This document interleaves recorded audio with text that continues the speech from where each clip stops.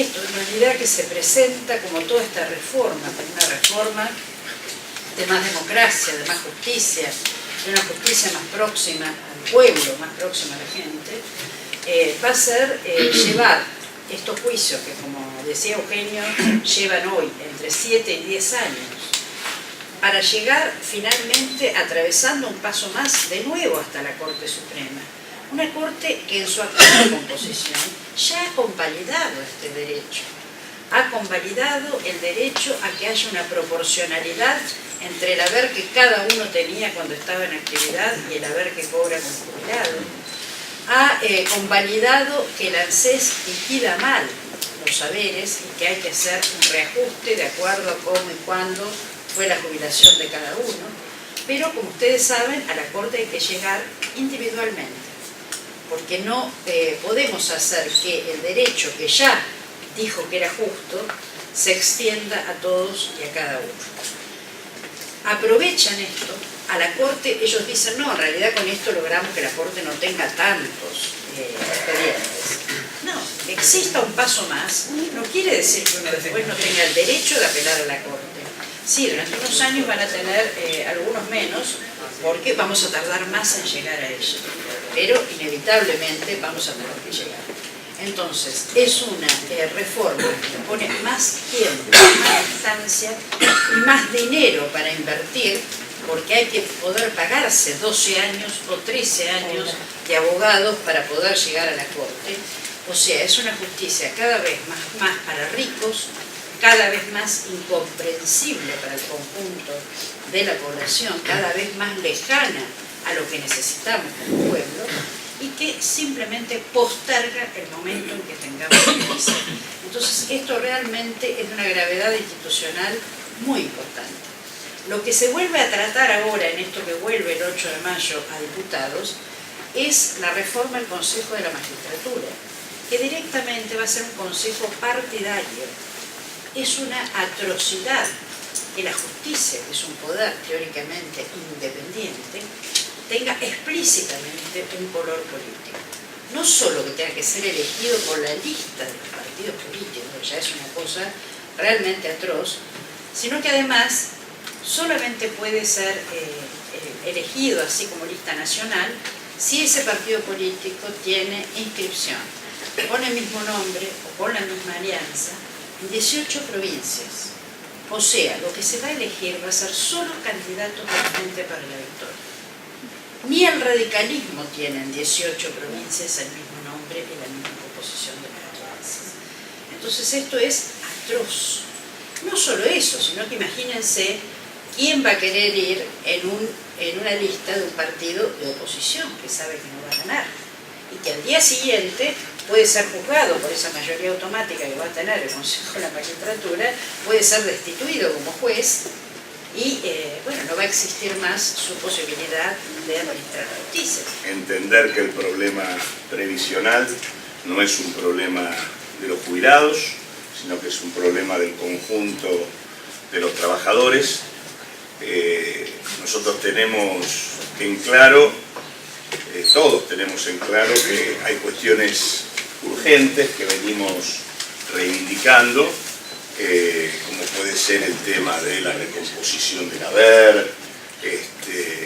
incluso planteando el tema de que equivalga al 100% del salario mínimo, que todos sabemos que son cuestiones que no resuelven el problema, pero que tienen que ver con atender las urgencias.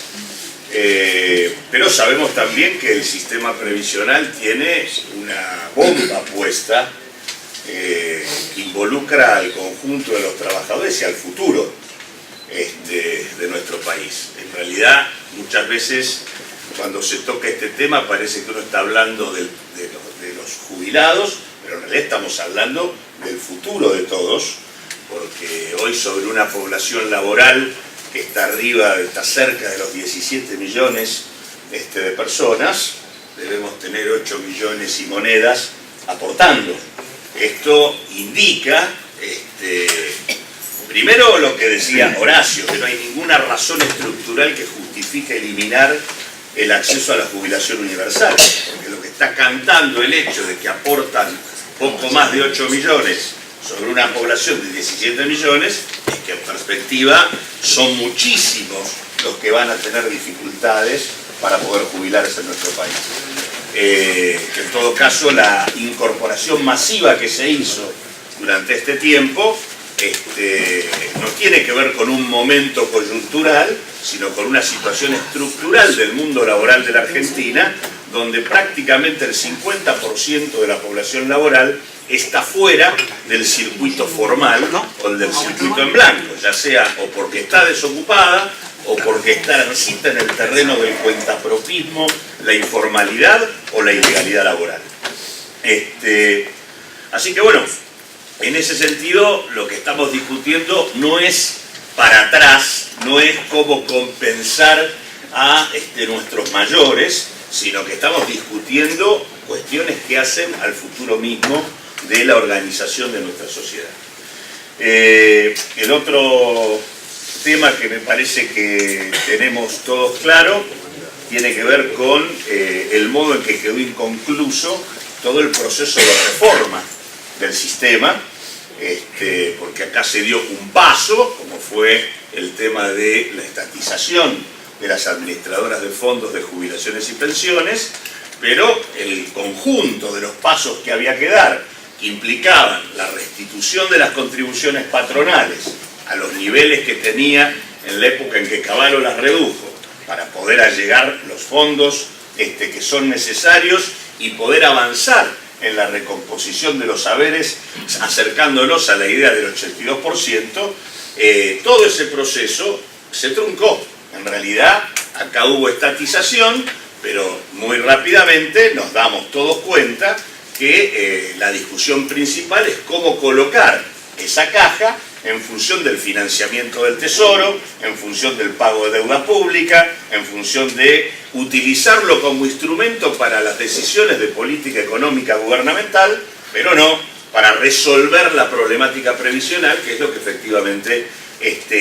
se decía, se argumentaba, y además lo que la propia ley dice, porque en realidad la ley dice con claridad que la prioridad de esos recursos es cumplimentar con las prestaciones previsionales, y la verdad que 70% de los jubilados estén en la mínima indica con claridad que no se están cumplimentando las prestaciones previsionales y no podría haber desvío de fondos frente a una situación de esa naturaleza. Porque el sufrimiento de ustedes de hoy es la muestra de lo que va a pasar con cada trabajador argentino y tal vez en un grado superlativo hacia el futuro. En los pocos días que tenemos que redoblar el esfuerzo para que todos nos acompañen. Nosotros desde la Defensoría institucionalmente así lo hacemos, e insisto, no solo se trata de un proyecto, se trata de defender los intereses más centrales, más acérrimos de la República. La reforma que se pretende en la justicia afecta directamente al jubilado, no solo porque la Cámara de Casación va a agregar un paso más a esos 5 que tiene que dar el jubilado para ver reconocidos sus derechos a través de la justicia, y que dura ese proceso actualmente no menos de entre 7 y 10 años,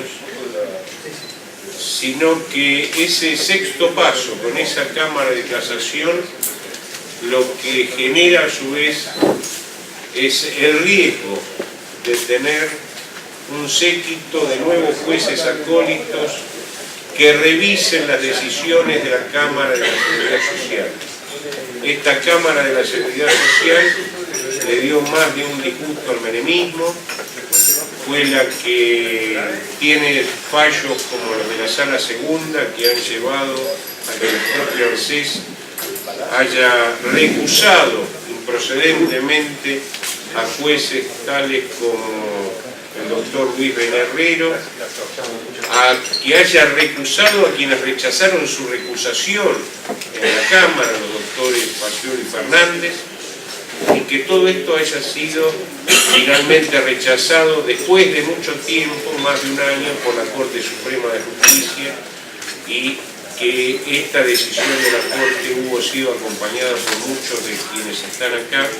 que se han presentado como amigos